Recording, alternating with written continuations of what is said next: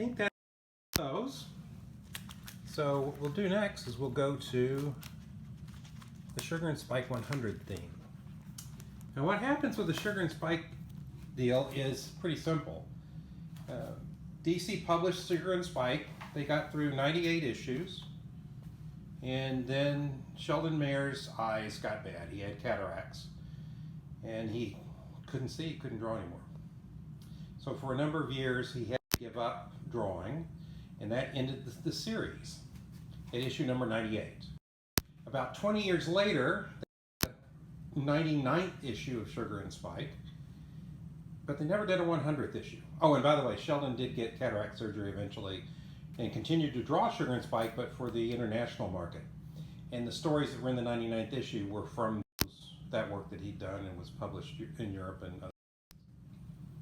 So this was a Secret Santa gift, and it's wonderful. It intertwines my Sugar and Spike 100 cover theme with my arm wrestling theme. Just darn clever by my Secret Santa. This one is by Scott Shaw. It's a gift from Kathy to me, and it features Sugar and Spike meeting the Muppet Babies.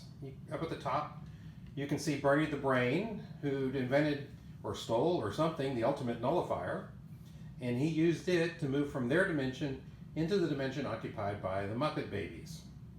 And at the bottom, you can see Angelica from Rugrats running into the scene through a similar kind of hole.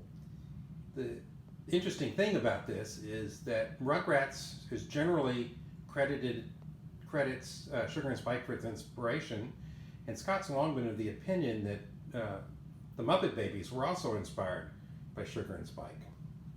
He goes on to point out that Sugar and Spike are wearing, Sugar and Miss Piggy are wearing dresses that were actually used in their comic strips and colored the way they were, or in the Muppet Babies case, they're colored the way they were in the book. So maybe they are related. And Angelica certainly is.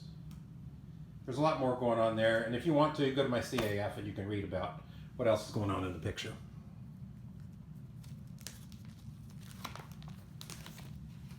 This is one of my favorites. It's by Chris Giarrusso. Chris does a bunch of things. Recently, well, he did Comic-Con as part of Emerald City Comic-Con, which I thought was a great free strip. He does his own strip, G-Man, and then all these characters are from his G-Man strip.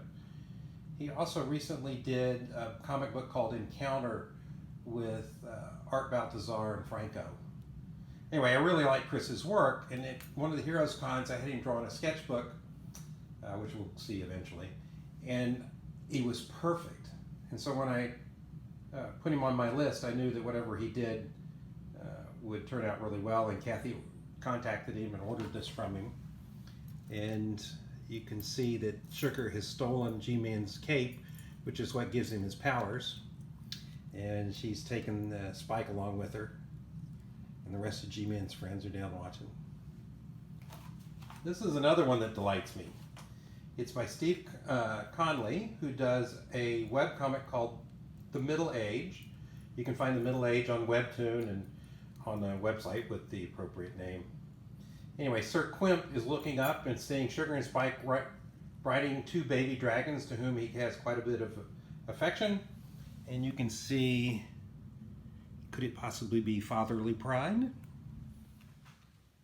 Again, this one was just perfect. Steve is a really nice guy, and he did a great job, just like Chris did. This was actually the first one I ever did. I contacted Fred Hembeck, and we worked a long time on this piece.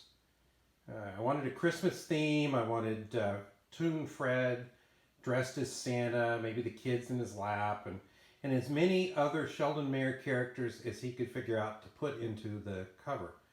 And Fred knocked him. Oh, and I also wanted a Hembeck elf girl. And Fred knocked himself out. So I've got a Hembeck elf girl. I've got the two kids and Bernie the Brain. We have the three Mouseketeers down at the bottom. We've got Scribbly and his little brother Dinky. We got Ma Hunkle as a red tornado with the Cyclone kids behind her, one of whom happens to be Dinky, so Dinky's there twice. We have Superman. You may know that Sheldon's the guy that pulled the Superman comic strip out of the reject pile and talked DC into publishing it in Action #1. And coming down the escalator are a handful of the characters that he was the editor for on their books and contributed to their creation. Wonder Woman, The Flash, Green Lantern, and going up the escalator are parents belonging to Sugar or Spike. Fred just did a great job. And then an amateur colorist came in and talked to me one day and asked if he could color it. And I said, sure. So we did 2 of them. One with more muted colors, one with brighter ones. I think I like the brighter ones. That's kind of fun. And then there's one more. This is also a Christmas present. Kathy got it for me. I put Katie Cook on the list. And she did it with Gronk and Dale. And their dog, whose name escapes, Harley. And Sugar and Spike. And I really like it. So that's 2 of my themes seen on video. Hope you enjoyed it. Take care. Bye.